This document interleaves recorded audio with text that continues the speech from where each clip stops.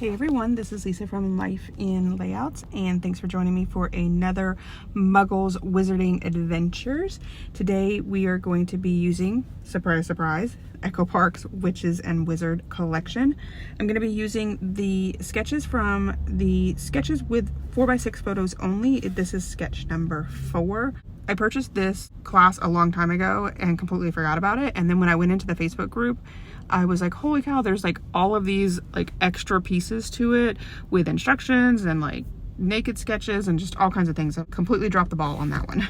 So for this particular sketch, I'm going to be using that moon paper because this is for photos of the night bus. And so I thought, why not use like moon and stars? At first I was going to use this striped paper, but I didn't like the way that it looked against that dark blue, so I went ahead and pulled out that gold glittery paper that I used on the Gringotts Bank layout and used that as my strips. And that's really kind of all of the paper that's on the sketch. There are these 1/4" strips that I'm going to add over to the far right hand side. Since I used the blue for the night, I went ahead and used a plaid in the yellow, green, and red so that I could kind of bring in all of the Hogwarts colors from the houses. The sketch itself calls for 3 4x6s over on the far right hand side, and I took 2 of the 4x6s and used 3x4s so that I was able to get extra photos on this particular layout. So the photos on the far right are mainly from the back of the bus, which I didn't even know that this was available. Like, I've seen the night bus several times when I've gone to Universal. The first couple times that I went to Universal, I hadn't read the Harry Potter book, so I didn't know like a whole lot of detail about Harry Potter. So I saw the night bus and I was like, oh, that's cool, like it's a purple bus, but not really knowing that what the night bus was. The next time that I went and saw the night bus, I didn't know that you could get into the back of it. And like, you can't get into the bus. You can kind of see over on the far right hand side that like it is caged off, but you can get in there and you can get up on the steps and you can take a look in. And so those what the photos are on the right hand side of us in the back of the bus. The photos on the left hand side of the layout are of us talking to the bus driver and the shrunken head. And I was so glad that the family that I went with has the wherewithal to like take those photos, so we were able to see like when we were actually talking to the shrunken head. There's a photo of us kind of looking at the shrunken head, so it's kind of like the back of us, and then there's also obviously the photo of us that we took where we posed with the bus driver. The like 1/4" strips over on the far right hand side was kind of interesting. I think that I used too busy of a paper because you really can't see those 1/4" strips. I think I probably should have used more of like a B-side paper. I just went with it. It does call for the strips to be like on the very far right, it's at the top, and then like on the left hand side of the photos, they're on the bottom, and I didn't pay attention to that, so I put them down and then I had to take them up because that's what I do. I mess things up and I have to redo them.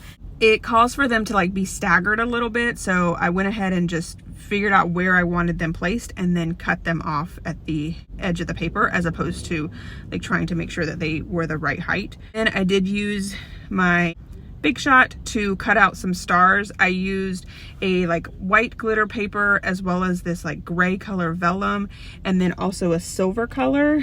And I really just have these 3 clusters that I've created just with the stars, and I really pulled in any stars that I could think of. So of course the stars that I cut out using my Big Shot, but then after I get those down, I do end up pulling in some stars from other places as well. I did go ahead and add 2 tags from the ephemera pack. On the far left it says, "This was truly magical," and then on the far right it says, "The world is full of magic, you just need to know where to look," which I thought both of those tags were really awesome since we didn't know that you could look at the night bus, and so I definitely put that next to the night bus piece. I do ink all of the edges in a black soot, and I do use some fun foam to pop up both of those ephemera pieces. I also pulled out my tiny attacher from Tim Holtz to attach the vellum stars, and I like the metal piece that it adds to those particular embellishments. My title is just going to be Night Bus. Nothing fancy there. I do use these black thickers for the word night, and then some white thickers for the word bus, and both of these are like foam thickers. This is where I pull out my ephemera pieces in my color boxes, and I have some silver stars. They're like clear silvery. I add several of those to the clusters. Then I pull out my wood veneer and add several of those in different shapes and sizes, as well as I have like a cork piece as well as the wood veneer, and then I also have a star that has like an outline of a gold star in the center of it.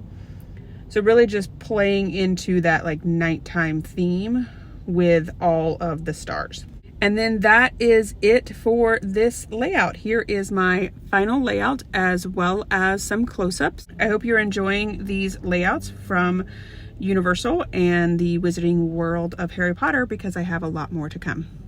If you enjoyed this video, if you wouldn't mind giving me a thumbs up, I'd really appreciate it. If you haven't done so already and you want to see more double page layout inspiration, make sure you hit that subscribe button. Thanks everyone for watching, and I hope that you have a scrappy day.